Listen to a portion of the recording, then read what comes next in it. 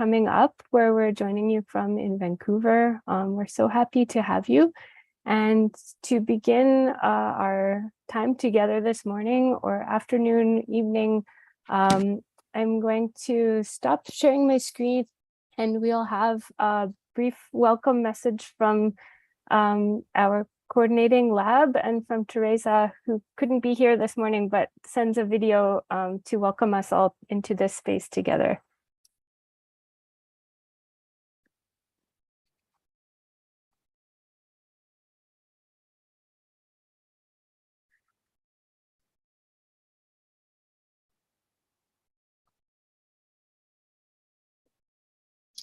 Hi, everyone. Good morning, good afternoon, or good evening, depending on which part of the globe you are. Welcome to the 8th DESIS Café, hosted by Emily Carr University. If you remember our last session, we had the Mexican coffee, and we continue to move from south to north to host now Canadian coffee. In the next one, we'll be traveling back to Europe towards Zaragoza in Spain, so save the date in November. Giselle and Anna will tell you more details later.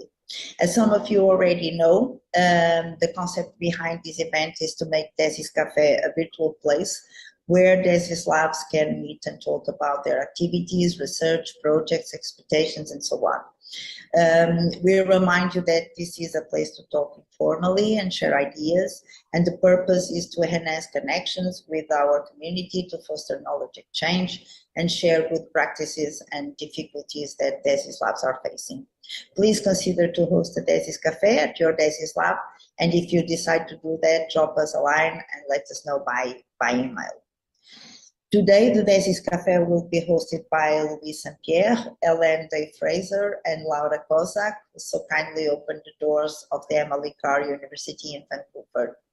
Today, I will not be attending DESIS Café, but I leave you with our hostess and with Anna and Gisela from the DESIS Network Coordination Team in case you need anything.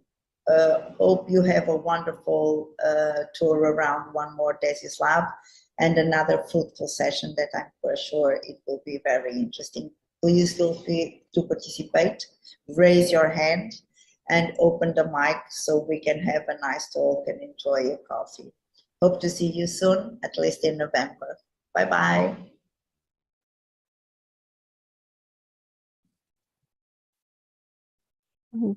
Thank you, Anna and Gisela, for your work in bringing that to our space. And just as a way to begin, I'll repeat that we're going to do our best to pretend we're sitting around a table together. We have maybe 15 or 20 minutes of presentation of some of our work and some open questions to share with you to begin a discussion that will be the remainder of our hour together. And so when we get to that discussion point, we'll ask if you want to open your mic and just speak freely. We'll try not to rely on the chat too much so that we're getting too many different channels going at once. And with that, I'm going to put up our slides again and pass things over to Louise St. Pierre, the coordinator of our lab here in Vancouver.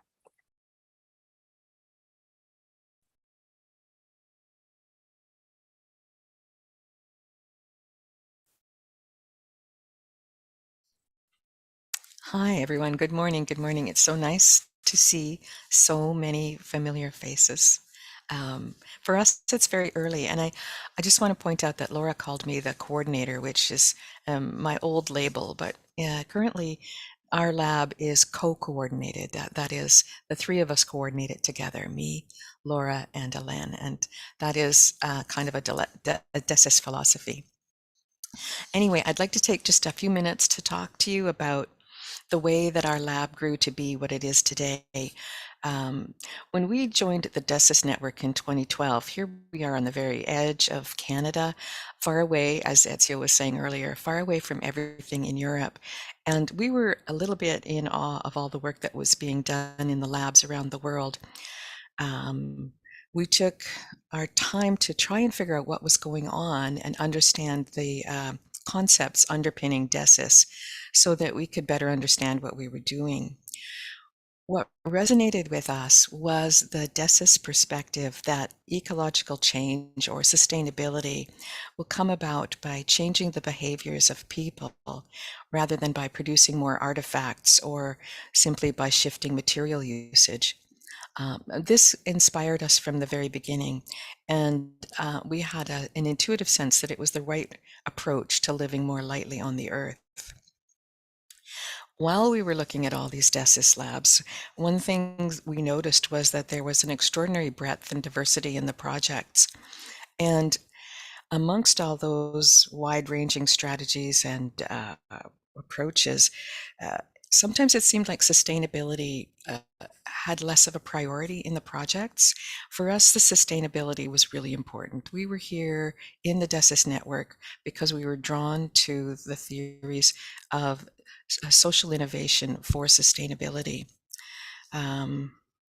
So we made a decision really early on to try to stay as true as we could to sustainability concerns and ethics and intentions in our work. We'll show you just a few, just one shot into our lab. And this is yesterday when we were in the middle of a project, and you can see that we're really pretty energized and excited about what we're doing. But as I was trying to say earlier, in the beginning, we didn't know who we were. We didn't know what we were going to contribute to DESIS. We didn't have kind of a sense of our own rootedness. So we decided that rather than partner with other labs and get caught up in some of the exciting projects that you guys were all doing out there, that we would wait for a little while and see what might emerge from our own place here on the western edge of Canada. Within our own specific context, we thought, maybe we are different, and maybe that difference should be allowed some space to kind of emerge. So we decided to sit still and pay attention to our context and our unique place on the planet. And this is an image from one of our early research projects, a group of faculty who went away to the edge of the ocean just to sit still and pay attention.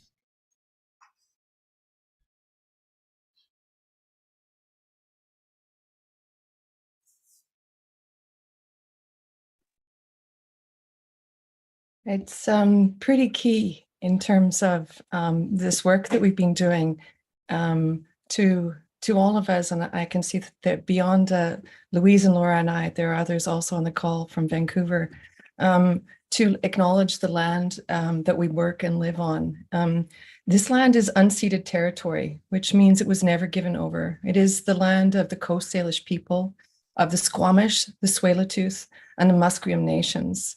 And this is really an important scenario, part of the scenario that Louise is sort of speaking to about just now. And that's it's how we've come to know and understand and go about our work in the DESIS Lab. It's informed how we move through this DESIS work. Our work, as Louise says, holds to sustainable values that is based in community, and it's one that is highly relational and informed by the wisdom of this place. When we walk outside, leave our buildings, we have a gift of being in a place of immense natural beauty. It is also a place that has a long, long legacy and knowledge and ways of being that are held and shared by Indigenous peoples. Learning and drawing on this, we continually ask ourselves and all we engage with to acknowledge who we are, our people, and where we are of, the places that have informed who we are and how we work. Constantly reminding ourselves of this and inviting newcomers to our DESIS Lab to do likewise has enabled us to shift our practices gently over time to an engagement that addresses the need for sustainability through a particular lens. It's one that's aware of the trappings of Western colonial frameworks, that catch even our best intentioned motives for change, and sometimes lead us to neglect to remember that this work is for, about, with all beings.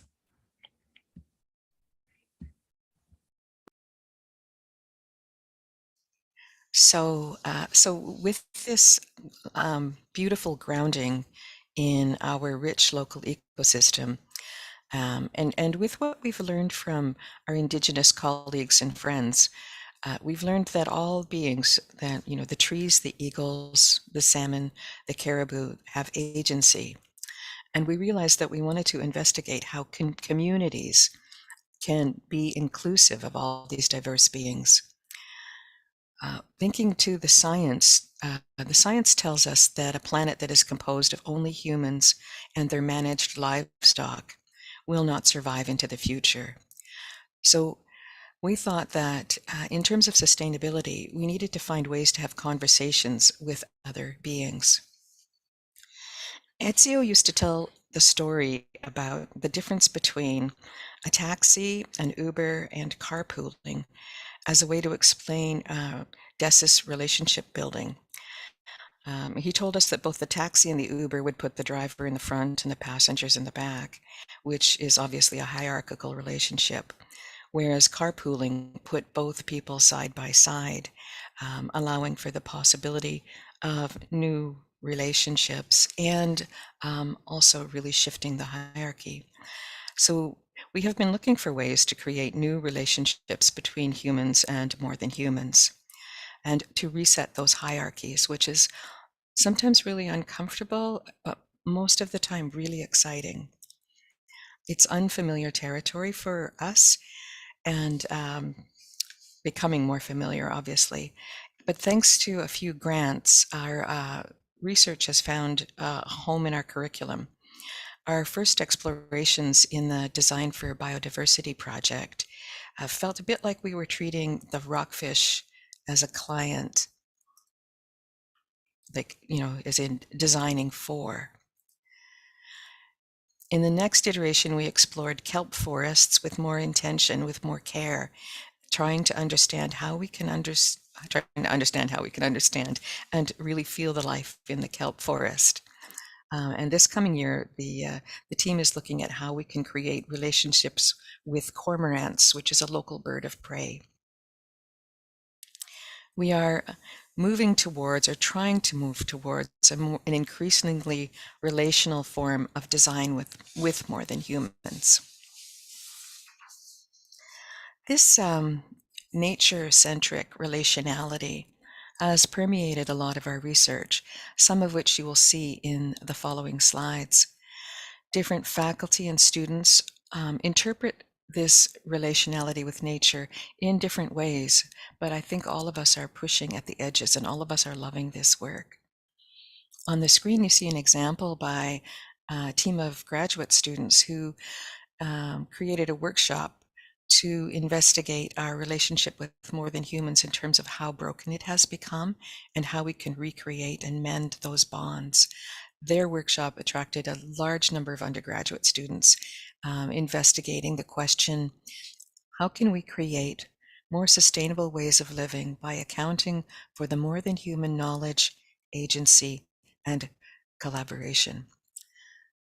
They called the workshop, quite fittingly, My Creative Partner. How do these other beings join us in our work?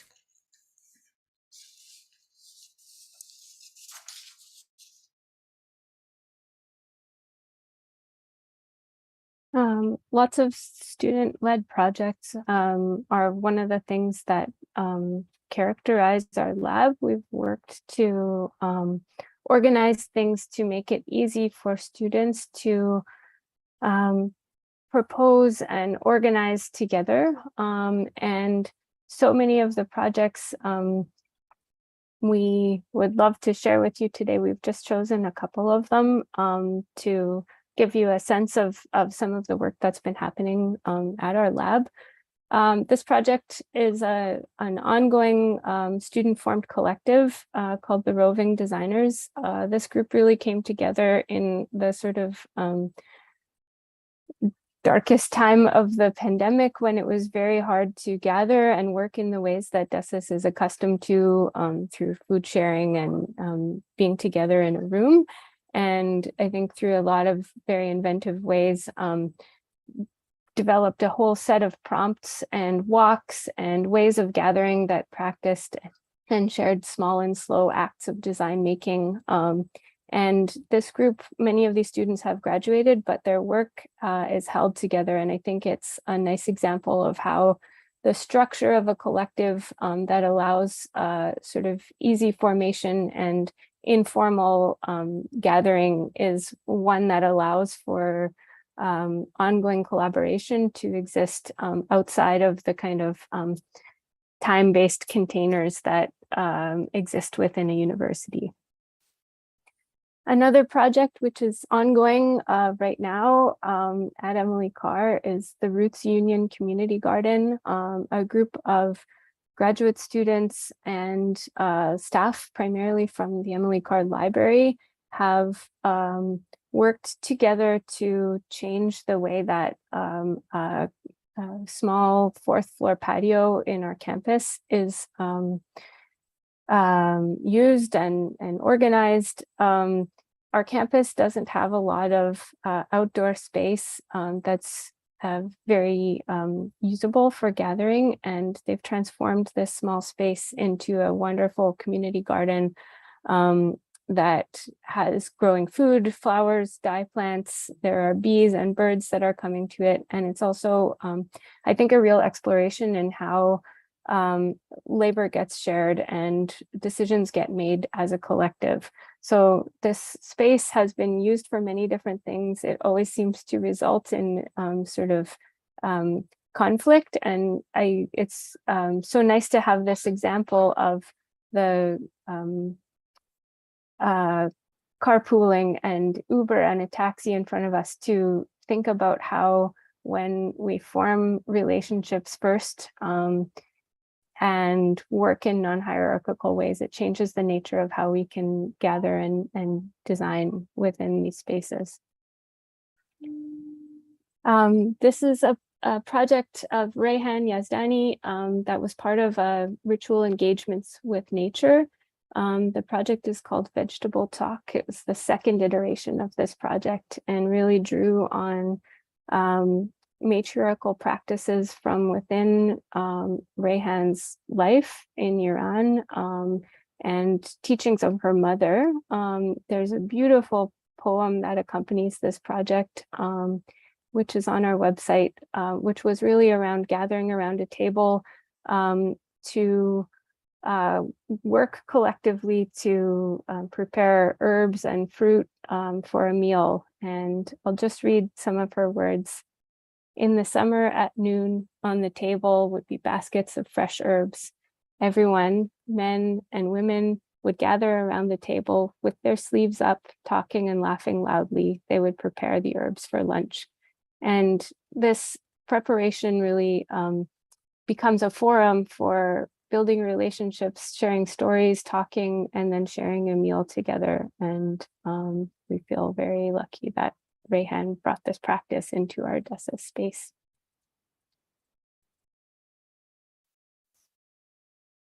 The last project I'll talk about before I pass it over is part of a place-based field school that happened in early 2022. This is an image from Musqueam territory close to our campus.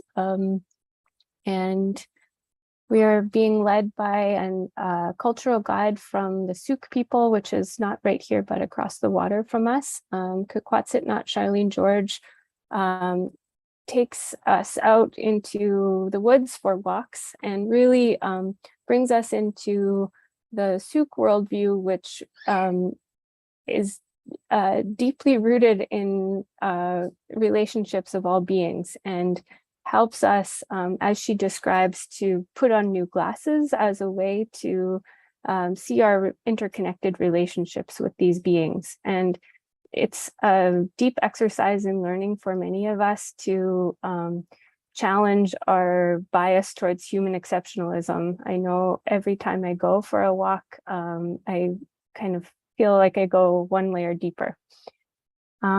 So with that, I'm going to pass it over to Eugenia to share this project. Oh, hey, thank you, Laura and Louise and Hélène. It's such an honor to be part of this organization for all these years and to be learning from all these examples that the DESIS Lab has been bringing in. I'm teaching in interaction design now, although Louise was my professor of industrial design. And in interaction design, this is some of the ways these influences have gone into a third year core class, which is looking at the idea of science. And we did work around respecting the field of science itself, following Bruno Latour. We did work around citizen science and community science, redesigning the interactions of existing citizen science projects with the Hakai Foundation. We looked at undermining the false binary between modern science on one hand and ancient indigenous wisdom on the other, and the work that modern indigenous scientists are doing, in particular with Isaac Olam, which is a Nuu-chah-nulth organization doing Indigenous protected and conservation areas on Vancouver Island. And we did an exhibit design project with Science World, which is a science education museum here on False Creek, where I'm sitting right now. Thank you.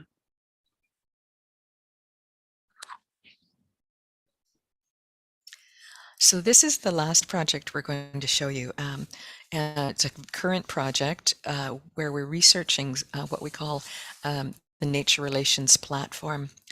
Lovely thing about this project is it brings Caro McCaw from the Otago DESIS Lab in Dunedin, New Zealand, with us up in Canada, and it brings Kate Fletcher from the United Kingdom, and then myself and Zach Kamosi, who were early workers on the Design for Biodiversity project.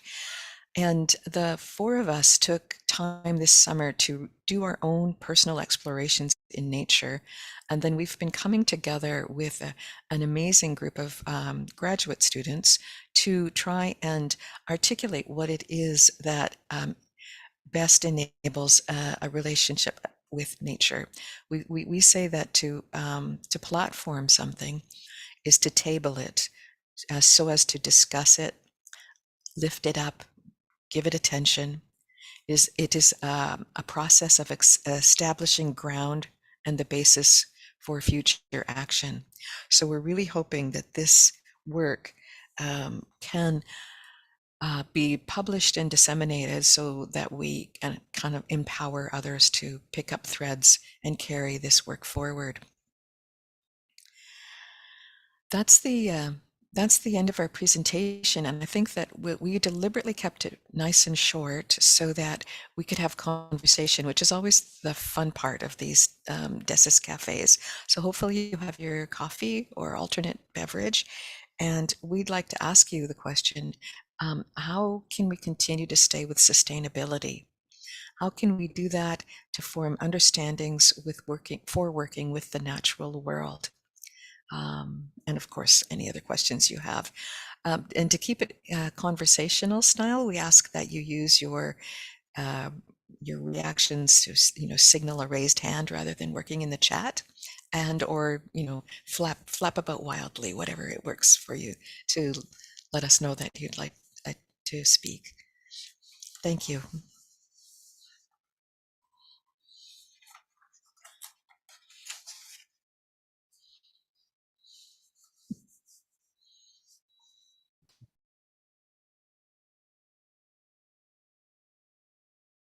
I'm going to stop sharing my screen so that we can see each other, and I'll put the question here in the chat if anyone wants to circle back to it.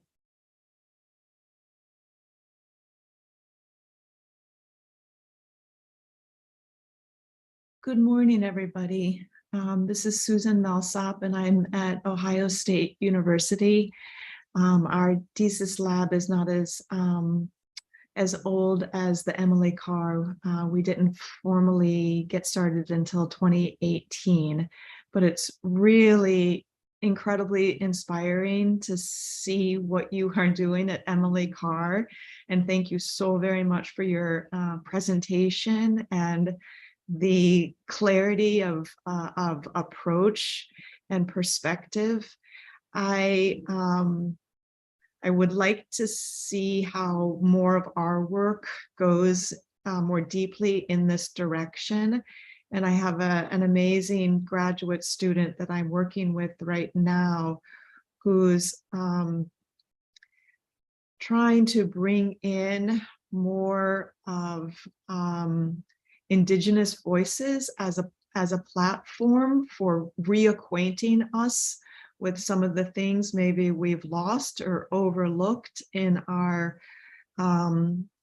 Western civilization way or colonized way of thinking and working through design processes and problems. And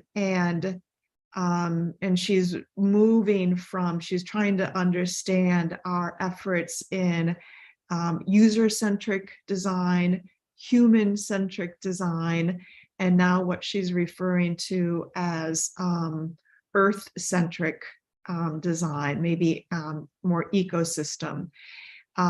She has an, I would say, a more or less natural affinity to some of those work. She's Brazilian, and so she's been fortunate to be around far more Indigenous populations growing up in Brazil. But we're located, what's super unique about Emily Carr is your, as you said, your proximity to Helena, the proximity you have to this beautiful natural environment. It's around you all the time.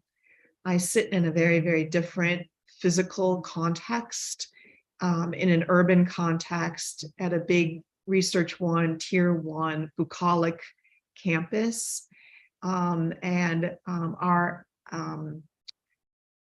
We're surrounded by big trees, but everything in a way has been cultivated to have a certain visualization, so to speak. And I'm wondering if, I recognize that in the work that some of you have done, it's literally just being in nature more, being out on the edge of the ocean and the coast, being in the thick of the forest and just quieting our minds to attune to a natural environment that often we don't have a possibility to appreciate as deeply as I think it actually requires for a switch, an emotional, mental, psychological shift in awareness. And so I'm wondering, you have all, I have no doubt that you have found that to be a critical component of the lessons, to bring that to the forefront. I see Eugene, sitting out in nature. I mean, she's completely kind of absorbed, and the environment is absorbing her. I mean, I absolutely love that.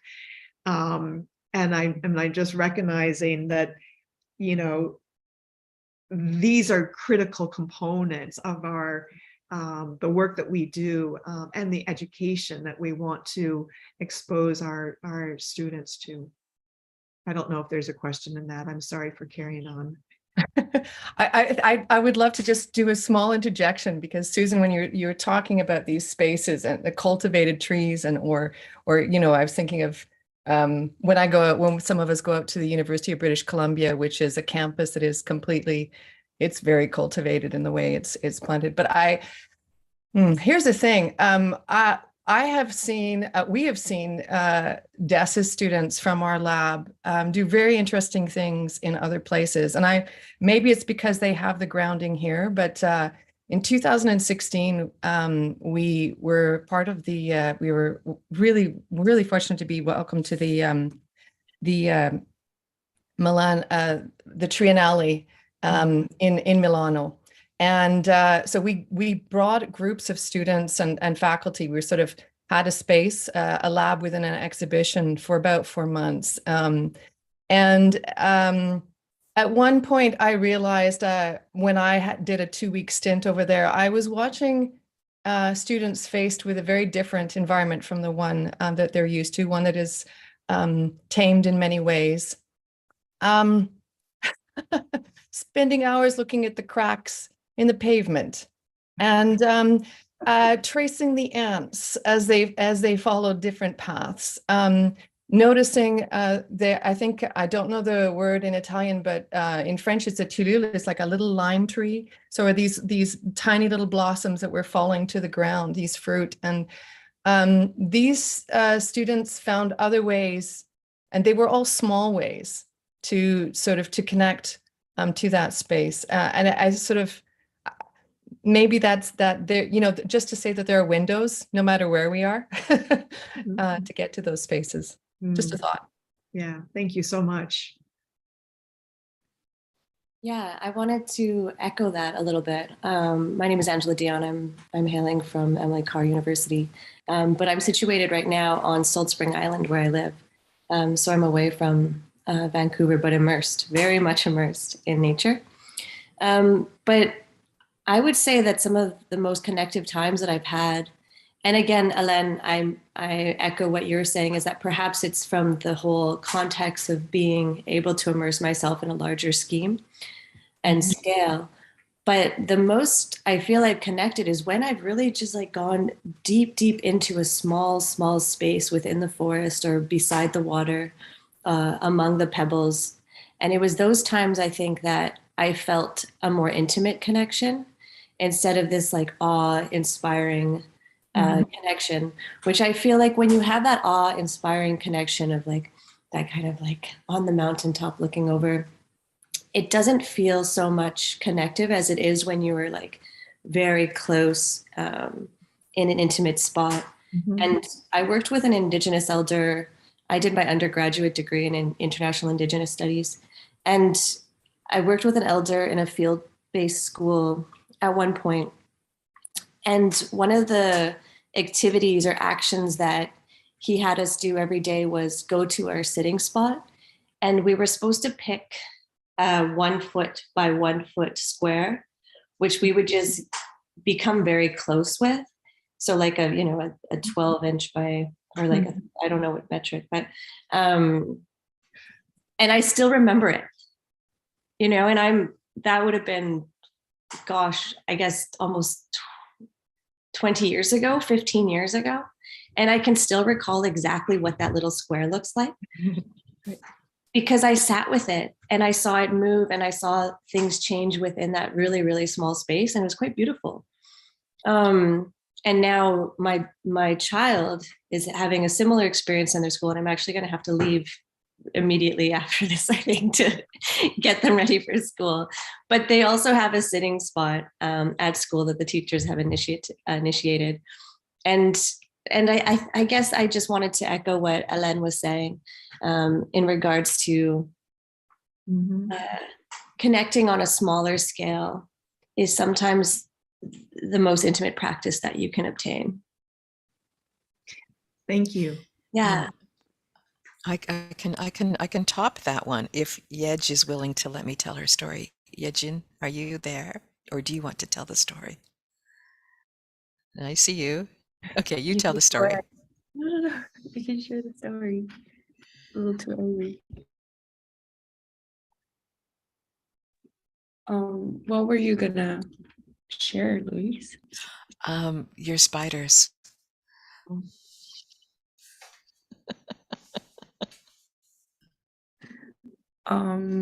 Would you like to share that, or do you want me to?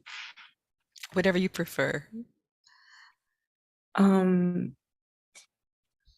of my projects that I did was watching spiders on my ceilings for 2 weeks.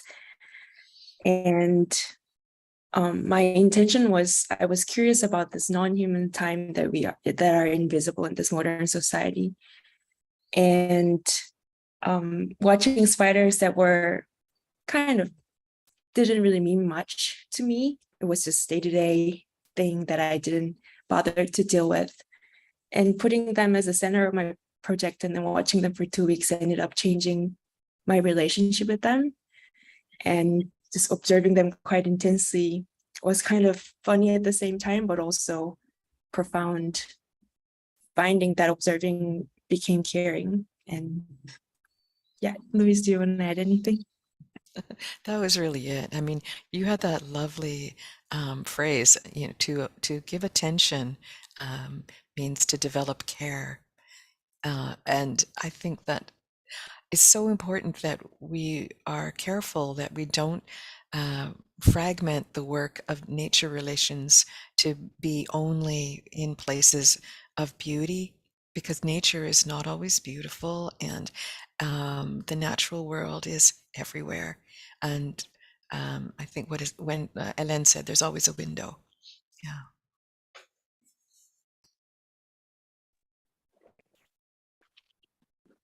Sorry, I still have my mouth garden. I did a lot of work over the last couple of years with the earth hand gleaners at the Trillium Gardens. And if you follow them on Instagram, it's full of beautiful, beautiful photos. But I used their garden as the site for recording a podcast episode. And they're next to a shipping lane. And so when you hear the audio, there is the refrigeration units running on generators for the trucks. And then it was also beside a site where a new hospital is being built, a really big hospital.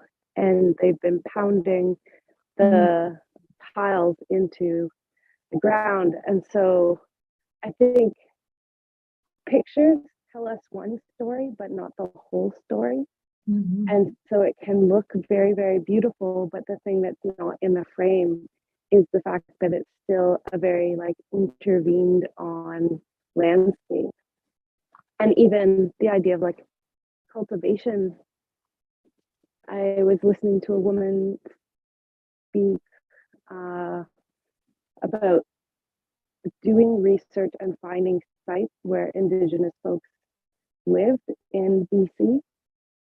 And she could usually find the sites because there were species that would not have naturally arrived there of berries and plants and food bearing. And so she would, if she found like a particular berry and a grouping of them, she could usually identify that this was a site that was habitated, a village site, and then follow that up with anthropologic research to prove that. But the idea that like the land wasn't cultivated before before colonization is also not like a full story.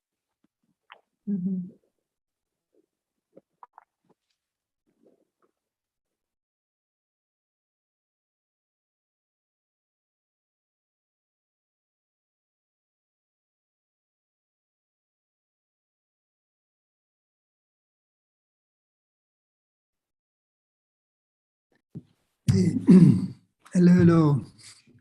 So if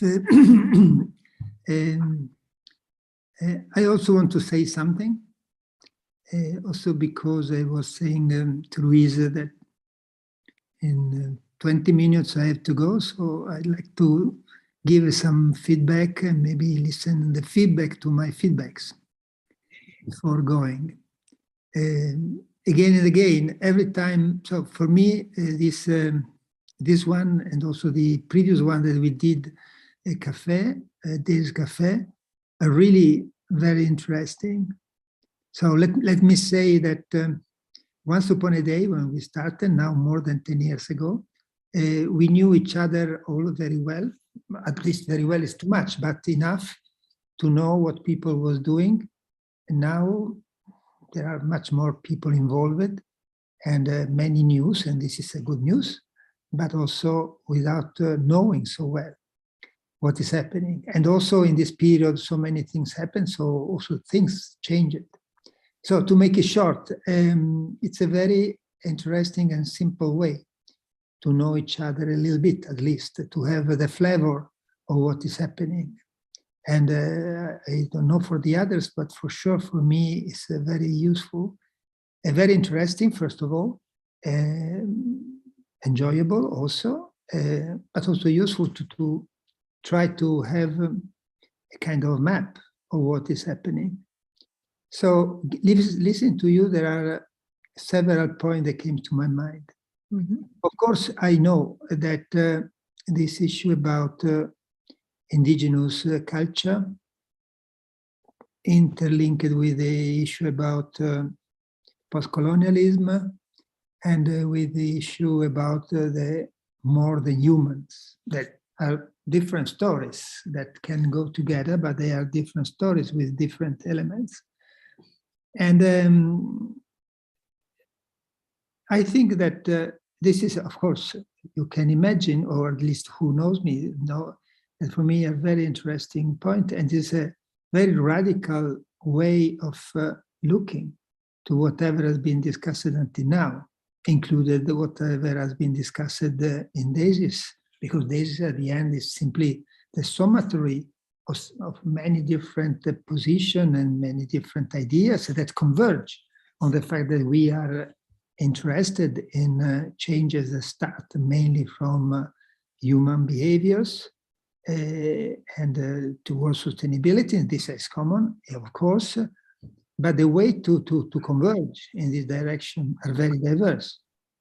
I have no problem to say that for me, even if I listen to you very attentively and fascinated, the kind of stories, the way in which you work is quite different from what I do, what I normally do. So I have a lot to learn, and I think that many people have a lot to learn. So given that, I have not a clear map of who in DESIS is doing something more similar to what you're doing. Mm-hmm. And I think that it would be very important if you could, or if we could, try to put together the ones that are already working and afterward influence the others. So there are two steps. I mean, one step is to understand who is doing something converging. I'm sure that there are somebody, even though I have the impression not to please now Louise and the group in Emily Carr, that they are, for what I have understood until now, they want to start them before others and do it in a very, very gentle and very deep way. But for sure there are somebody else. And I think that it would be very useful for everybody if we could at least try to have a map of who is doing what. Of course, this is not something that can be done by me or by Teresa. So you could have or not the energy to do it. And we, Teresa, Giselle, Anna, can support. But if there is no one that takes the lead in between the ones that are already there, maybe you know, maybe not. We have also one way of working that is called the Thematic Clusters. That means exactly to map who is doing something together and try also to establish a kind of program of collaboration. Now, I'm not saying that, so of course, it would be fantastic to have a real thematic cluster, meaning also with a continuity in time and going on. But I think, and I'm talking now with you Louise, and the others, and you, Susan, you are in a different university, so at least you're already two. If you could help all of us to know who is working on this subject, and a little bit also maybe mapping, because I repeat, I am not working in this specific way, And but I listen and I read, so I know something. And so maybe there are also a different way of dealing with this story. So this is at least to know who is doing something in DESIS, and the possibility maybe also to imagine something together. Another point that could be done is we do time by time something that is called conversation for the planet.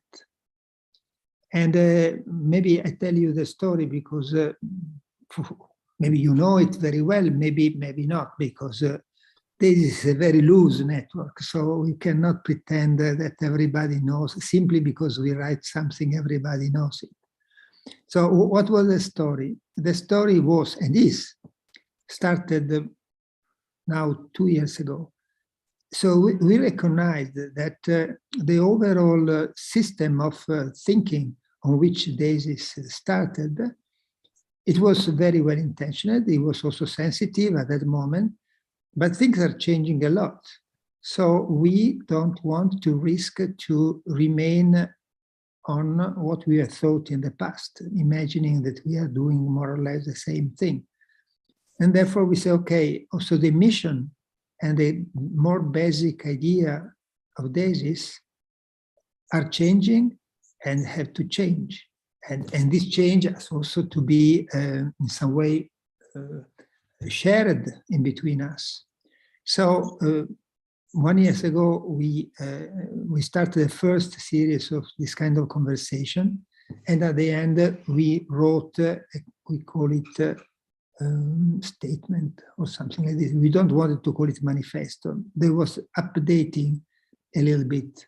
So if you look in the website, you can find it.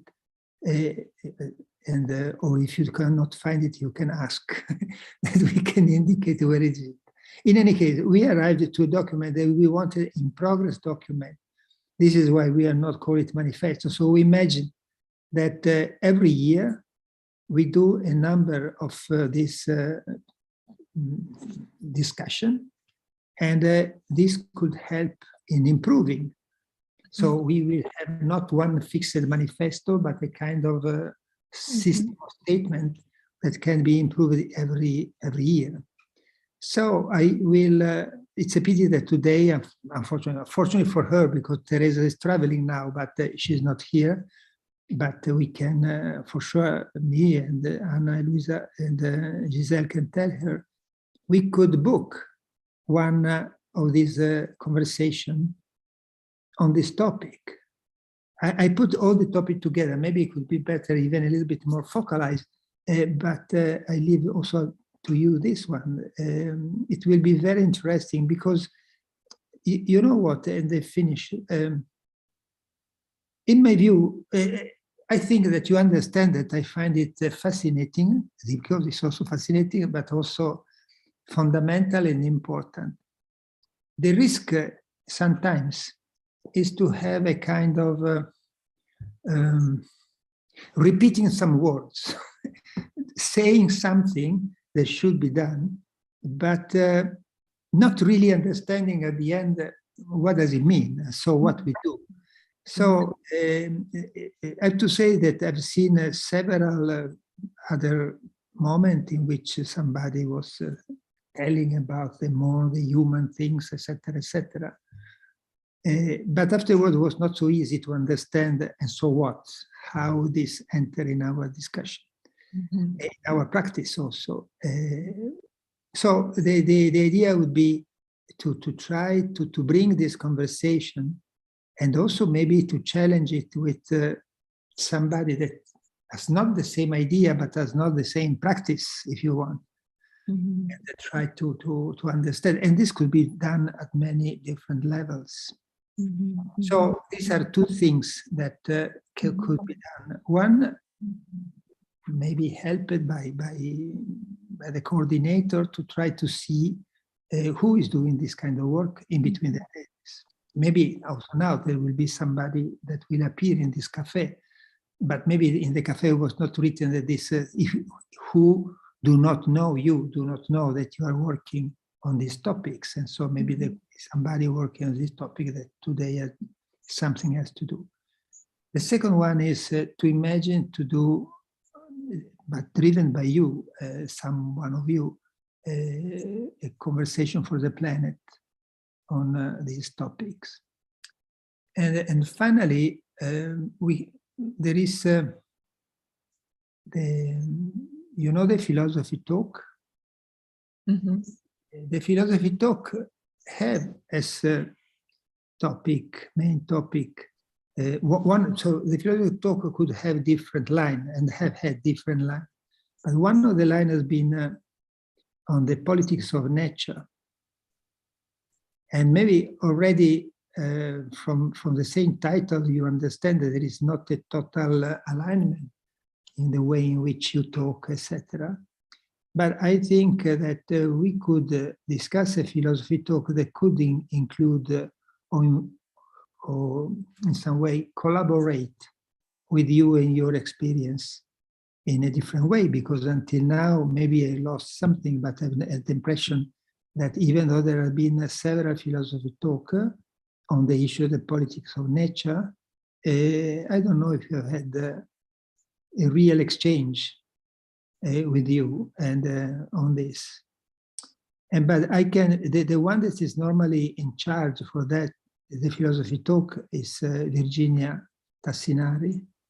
I think that Louise at least know her. And we could talk a way to try to in some way to be more, the next philosophy talk on this topic to be more inclusive and to see what is possible to do.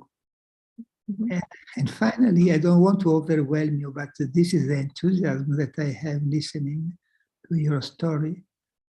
It could, I tell this one that is more linked to the indigenous issue. You know, there is a whole discussion on care, and there are on the feminist side, let's say, and there are very interesting researchers, Puig de la Bella Casa, or Anne-Marie Moll, or other before. In any case, Virginia and I, we would like to organize a philosophy talk on care. And this will happen in Rio. It will happen, probably will happen, is not yet everything fixed, but the idea in Rio there will be a conference of a network that is called SERDES. It is related to service design. And we think that service design are very linked with care, or very often they reduce care. But we wanted to have a discussion about care, in particular confronting different cultural backgrounds. So for sure, we want to discuss about care, having as interlocutors somebody from Africa, somebody from Asia, and somebody from indigenous in South America, but could be also in the North America if you or somebody thinks that is interested. So this is an idea. It's more than an idea because we are already discussed. The one that is organizing this conference is Carla Cipolla. And this is a conference, as I said, of this SERDES network. And they also will give us a possibility to organize a session on something as a philosophy talk. And we want to do on care, but with this special angle of trying to, we have a Western discussion about care, what is care, said by with our language, with our philosophy, of the Western, and it will be interesting to challenge what is a possible translation, or if it is not possible to translate, I don't know. Then when we are in the Western culture, we talk about care, what is the meaning? when you are an indigenous person in Vancouver, or if you are African in Ghana, or if you are a Chinese in China, or a Japanese in Japan. So I hope not to have said too many things, but forgive me, I was driven by the enthusiasm to use this opportunity. Thank you.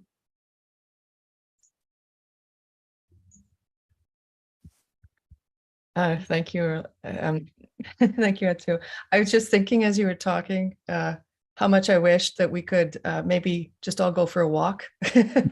It's something we do so much here. And then I was thinking about that's impossible. And then I was like, well, yeah, I'd be very interested to know if there was a possibility to open up these sort of conversations to do with our relationship with nature in a different way. You know, so as a, just to sort of throw it into the space, you know, what would happen if all of the DESIS members in DESIS Labs were invited to walk for 20 minutes at a particular time on a particular day, with one thing to keep in mind, and to bring us back and see, you know, if that would be a way of beginning to sort of pull those threads together. Yeah, just a thought.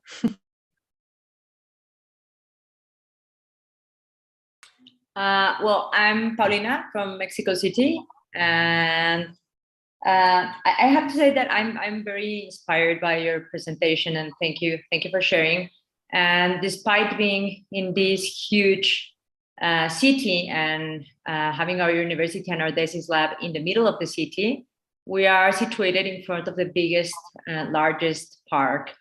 And well, it's complicated, and the people that were in the past DESIS Café could see a little bit of what we do. But something that probably I didn't mention last time that I think it connects us with what you're doing, and it's very inspiring for me, is that we just opened our postgraduate in Design for Social Innovation, which I wanted to name and sustainability or eco-design or something, but at my school they said, oh, that's not going to be popular, hold your horses. But we really explore relationships also with nature, and we call it design for environment, which is more, I mean, because it works in Spanish, but it's really is what we're talking about. And we are going to explore also nature. I'm taking students for trekking and just like go inside in nature, because it's like a huge contrast, especially when you don't live and you don't have it. Like I was watching Eugenia when we connected, I was like, wow. And I mean, we Mexico City is more than half of the city is conservation land, and you wouldn't think of Mexico like that. Everyone thinks like of this big city just full of buildings.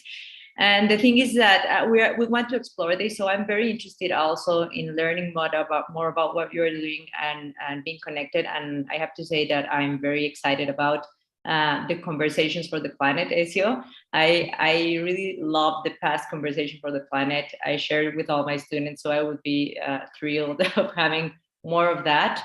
And also we're having this side conversation about maybe designing a survey or something that could help us in mapping, as you mentioned last time, Ezio, who was working, what were we working in different labs, and what kind of approaches and interests and people was collaborating also with us.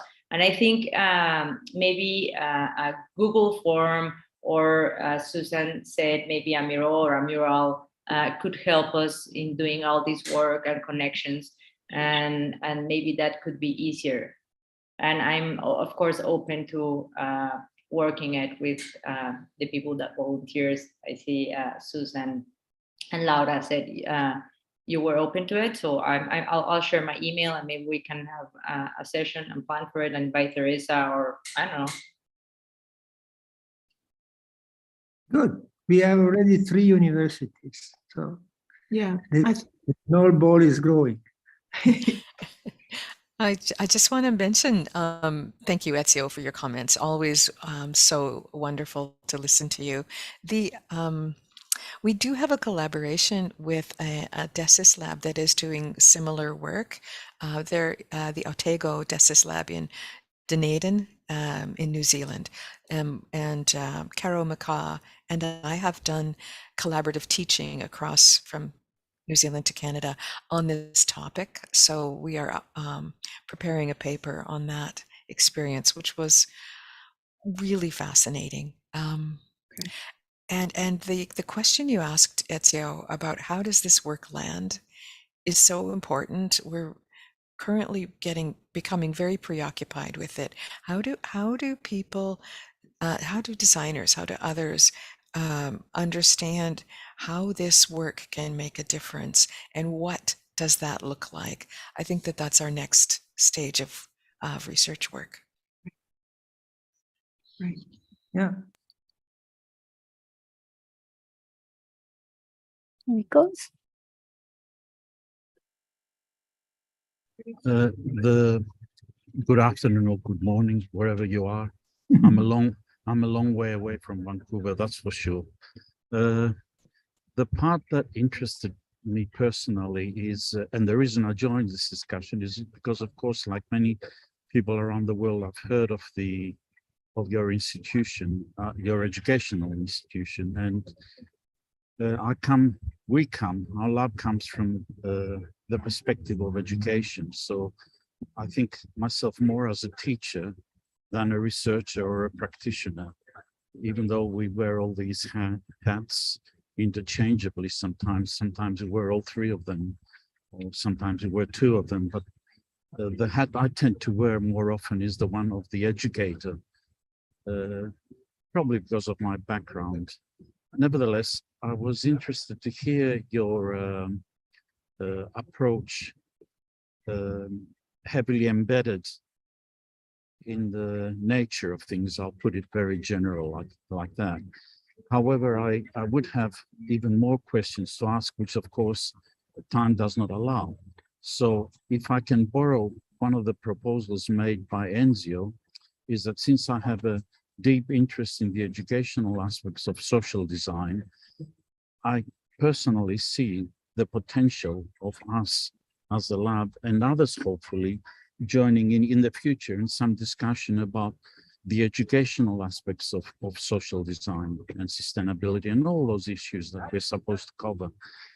And if time had allowed, I would have asked questions which are deeply of interest to me that relate not so much in your, I'll call it philosophical approach to how you approach the issues, so heavily embedded in nature, but rather I would be asking more, if I can say, instructional questions. For example, challenges that we face when we teach, if you can teach social design, are things that have to do with self-efficacy of students, or things that relate to students graduating, moving on, and then how much of that do they carry with them? And all kinds of other interesting educational aspects. So, but it seemed to me, and here comes my own ignorance, it seems to me that your institution is well known for having that unique approach. And I would love to have the opportunity in the future to discuss more the nitty-gritty of the instructional process. I hope you understand what I'm trying to say here. So anyway, that was my contribution to the discussion. So thank you for an informative presentation.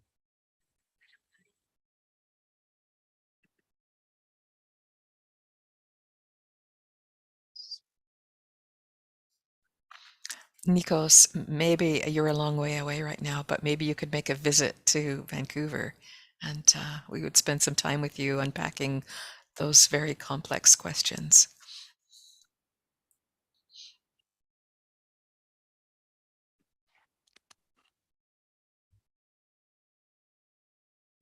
I think there's probably lots more to discuss, but we have some good threads begun here, some communication channels being shared in the chat, and some questions to explore more deeply when we can kind of come together specifically around some of these questions of teaching practices and really the centering of sustainability work in care. So maybe we'll close things in a formal way now. Some people need to step away. Thank you all so much for coming together today. It's been just a lovely gathering. As people are leaving, I'm going to put up on the screen some of our contact information from our lab for anybody that wants to stay in touch. And feel free to stay beyond this if you wish.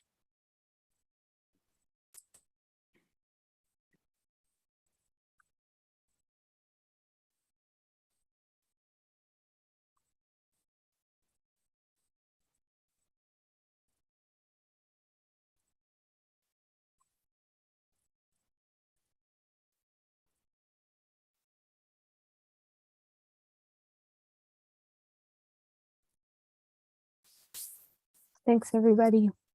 Louisa, if you have just one moment, Sure. and Laura and Elena, if you have just a moment, there was some terminology that you used in the beginning of the presentation